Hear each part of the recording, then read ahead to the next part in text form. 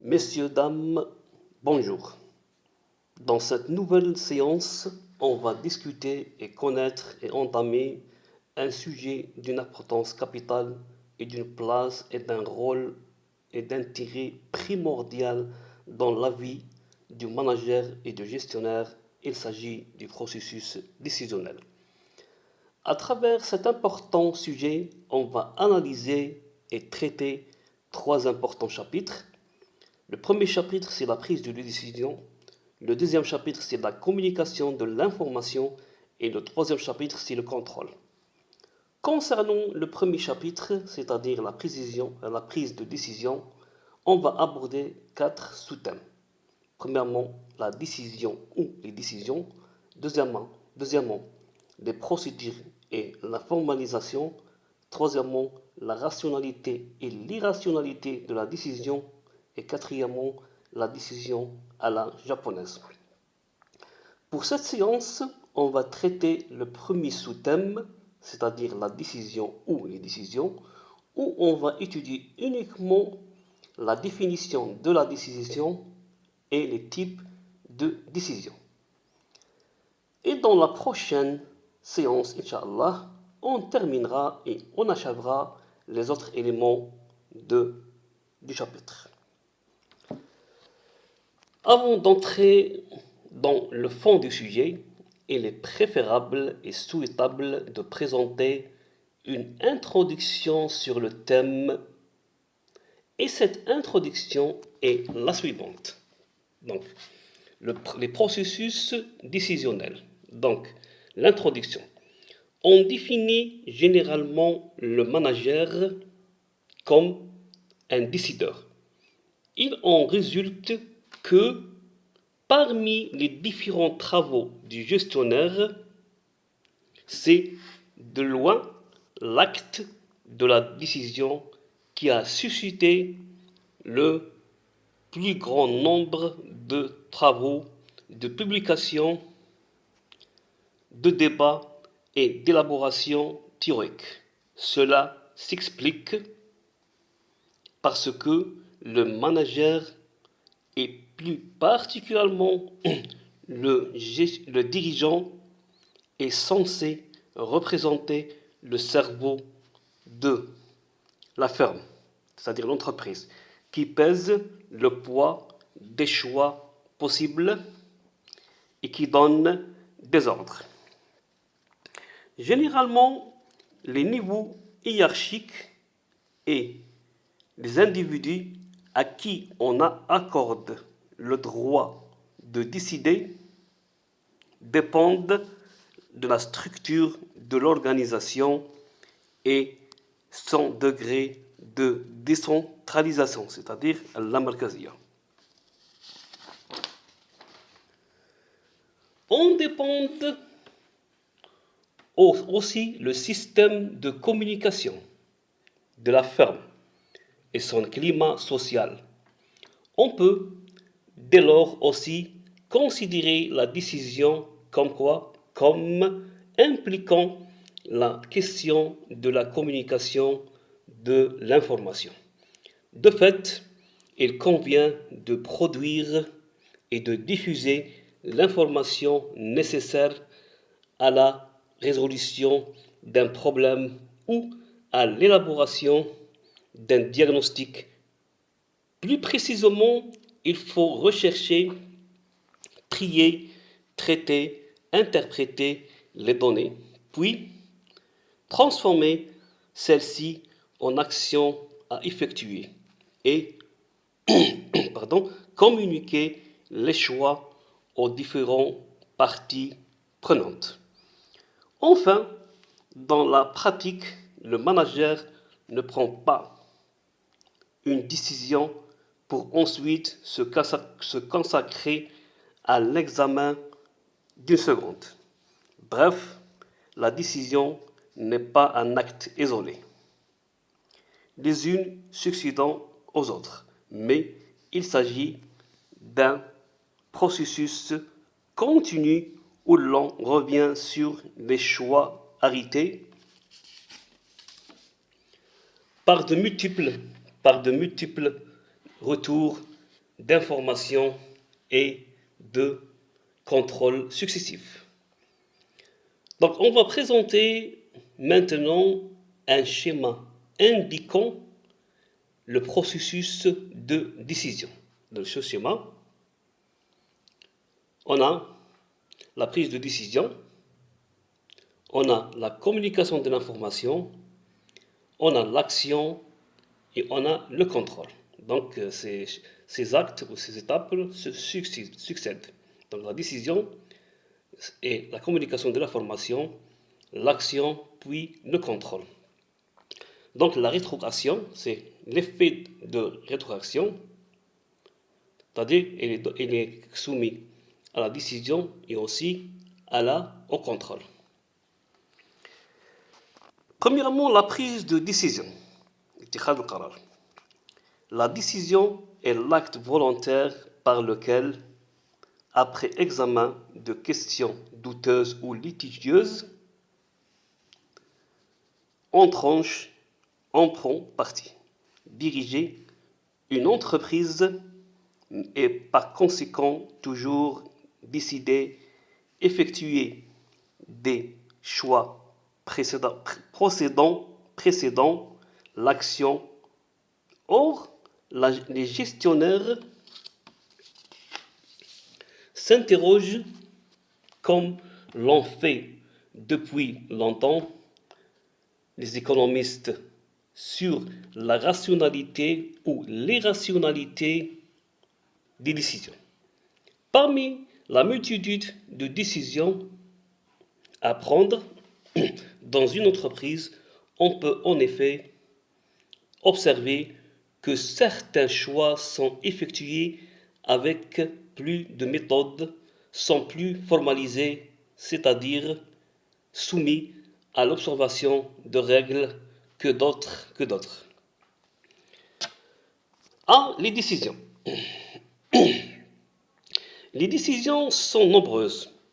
Elles s'appliquent à des problèmes tellement différents.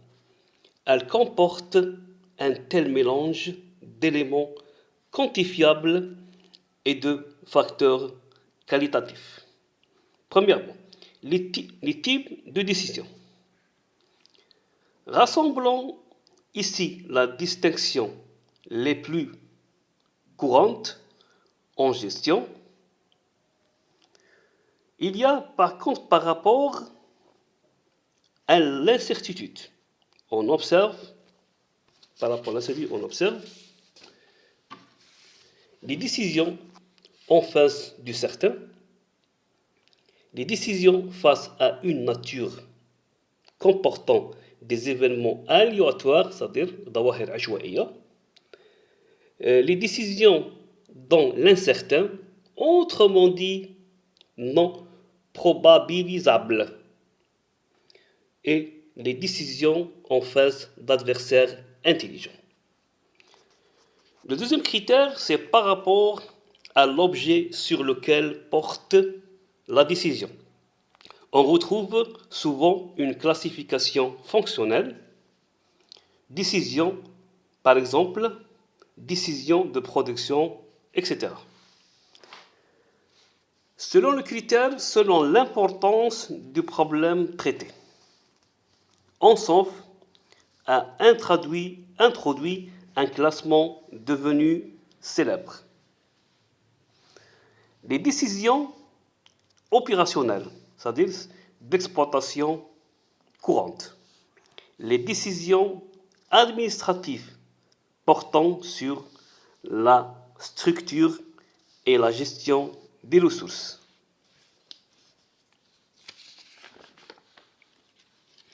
Les décisions stratégiques intéressant les axes de développement des firmes. De nombreux auteurs ont présenté d'autres classements. Il y a les décisions stratégiques qui, selon Martinet, déterminent de façon durable la nature de l'entreprise et de ses relations avec l'extérieur. Par exemple, le choix entre une seule ou plusieurs activités. Les décisions tactiques courantes qui ont pour objet de résoudre les problèmes qui surgissent au jour le jour sans modifier les orientations générales. L'autre critère, c'est le critère, c'est-à-dire les décisions non programmées et les décisions programmées. Les premières, c'est-à-dire les décisions programmées, dépendent des circonstances qui les gouvernent. Elles sont toujours nouvelles et non structurées. Les secondes, c'est-à-dire les décisions programmables, plus que programmées, correspondent à des choix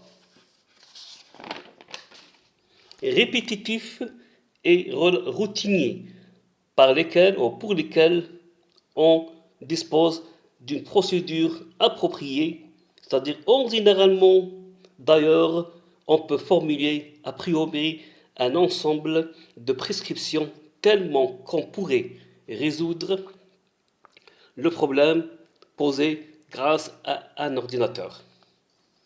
Or, nombreux sont ceux qui considèrent qu'il appartient à la direction générale de pousser au maximum la programmation des décisions les plus routinières pour libérer du temps disponible consacré aux décisions plus importantes et non programmables.